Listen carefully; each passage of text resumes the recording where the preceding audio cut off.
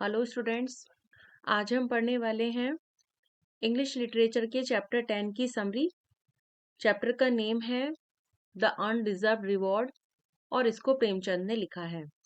तो चलिए इसको थोड़ा शॉर्ट में पढ़ते हैं जिससे आपको जल्दी से स्टोरी समझ में आ जाएगी। इस स्टोरी के जो नरेटर हैं वो प्रेमचंद हैं। उन्होंने इस स्टोरी में अपने बारे में बताया है। इस स्टोरी में प्रेमचंद अपने टाइम के जो डिस्ट्रिक्ट ऑफिसर थे उनके बारे में बताते हैं स्टार्टिंग में। और वो बताते हैं कि जो डिस्ट्रिक्ट ऑफिसर थे वो बहुत ज्यादा इंटेलिजेंट थे और प्रेमचंद उनको बहुत पसंद करते थे। प्रेमचंद का बिहेवियर ऐसा था कि वो किसी भी गवर्नमेंट ऑफिसर को पब्लिक फंक्शन में बुलाने के सख्त खिलाफ थे। वो इसके अगेंस्ट होते थे। उनको बिल्कुल अच्छा नहीं लगता था कि कोई गवर्नमेंट ऑफिसर किसी भी पब्लिक फंक्शन में आए। एक दिन जो डिस्ट्रिक्ट ऑफिसर हैं उन्होंने प्रेमचंद को मिलने के लिए बुलाया। तो ये बात उन्होंने अपने फ्रेंड्स के साथ डिस्कस की।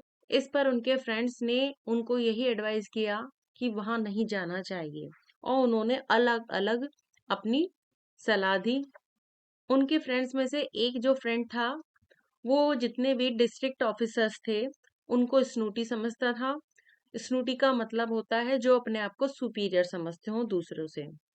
तो उनका जो फ्रेंड था वो कहता था डिस्ट्रिक्ट ऑफिसर अपने आप को सुपीरियर समझते हैं, इसलिए उसे उनसे दूर ही रहना चाहिए। लेकिन जो प्रेमचंद थे उन्होंने अपने फ्रेंड्स की बात को फॉलो नहीं किया।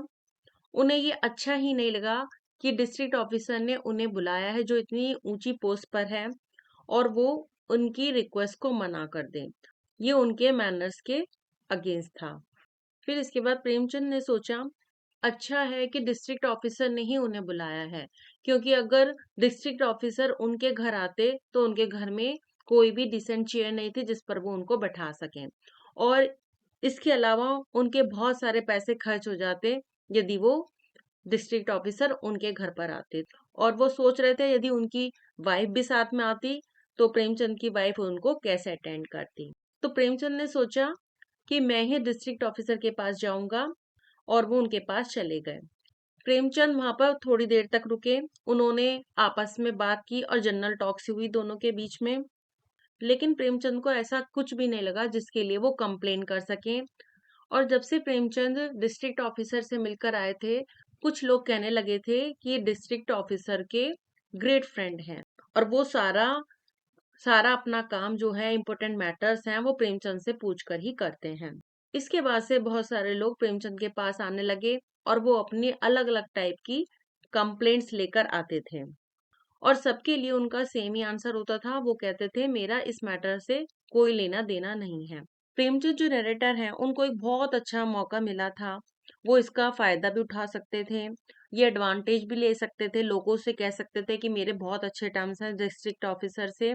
लेकिन प्रेमचंद को ये बड़ा चीटिंग फुल सा लगा, डिसऑनेस्टी सी फील हुई। तो उन्होंने किसी भी चीज में हेल्प नहीं की।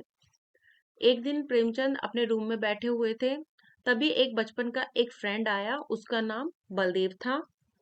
तो प्रेमचंद इस स्टोरी में बताते हैं कि वो उस समय पे 8 या 9 इयर्स ओल्ड के होंगे और उस समय पे वो बहुत ज्यादा पतले थे लेकिन इंटेलिजेंट थे। और जो उनका फ्रेंड था बलदेव वो बहुत मोटा लेकिन पढ़ाई में बड़ा ही डल था।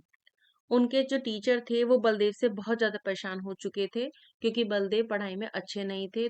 तो उन्होंने प्रेमचंद जी से ही कहा था कि तुम इसको पढ़ाओगे। तो प्रेमचंद बहुत छोटे से थे तो उनके टीचर ने जब उन्हें ये काम दिया तो उन्हें अपने आप को बड़ा ही अच्छा फील हुआ।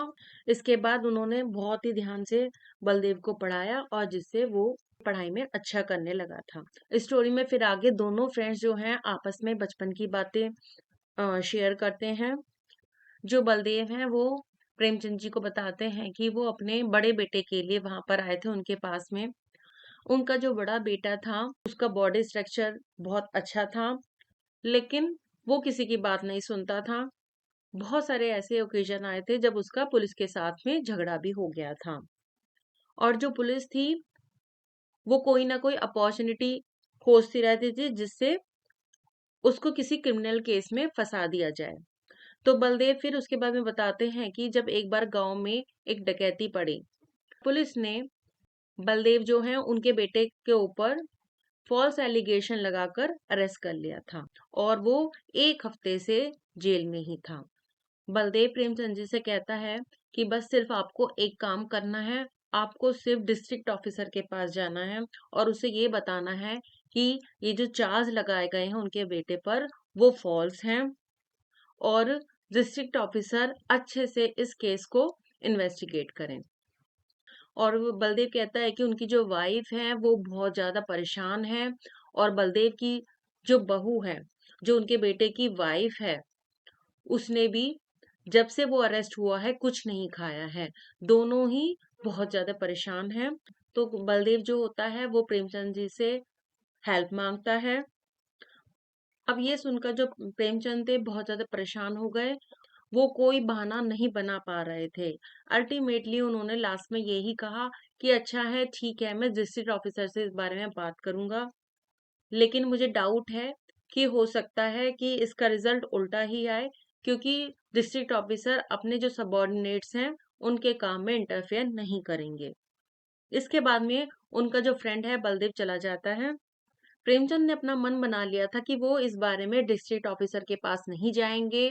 वो इस इंसिडेंट को बिल्कुल अच्छे तरह से भूल चुके थे। लेकिन 8 दिन के बाद में बलदेव सिंह जो था अपने बेटे के साथ में आया उनसे मिलने के लिए और उसने बताया कि उनके बेटे को बिना किसी परेशानी के उसको छोड़ दिया गया है और दरोगा साहब को भी बहुत डांट पड़ी थी और उन्हें वार्न किया था डिस्ट्रिक्ट ऑफिसर ने कि वो कभी भी अब आगे से किसी भी इनोसेंट पर्सन के साथ ऐसा नहीं करेंगे, किसी गलत केस में नहीं फंसाएंगे।